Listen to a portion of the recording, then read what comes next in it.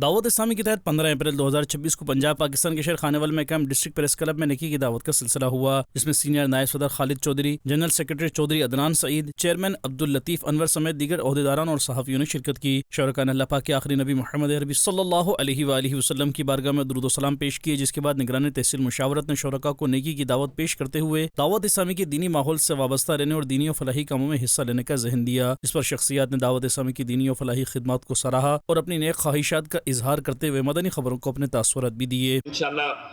یہ آنے والے وقتوں میں یہ پریس کلب جو ہے وہ انشاءاللہ درود و اسلام کی محفل سے اسی طرح رہتا رہے گا۔ خصوصی مبارکباد دیتا ہوں کہ اللہ تعالیٰ نے اس محفل کو سجانے کی سعادت انہیں بخشی ہے، اور یہ بہت بڑی سعادت ہے اگر مسلمان سمجھے یہ بخشش کا ذریعہ ہے۔ ایسی محفلیں ہونے سے انشاءاللہ تعالیٰ ہماری روحانی تربیت بھی ہوگی، اور ان کی وساطت سے میرا یہی پیغام ہے کہ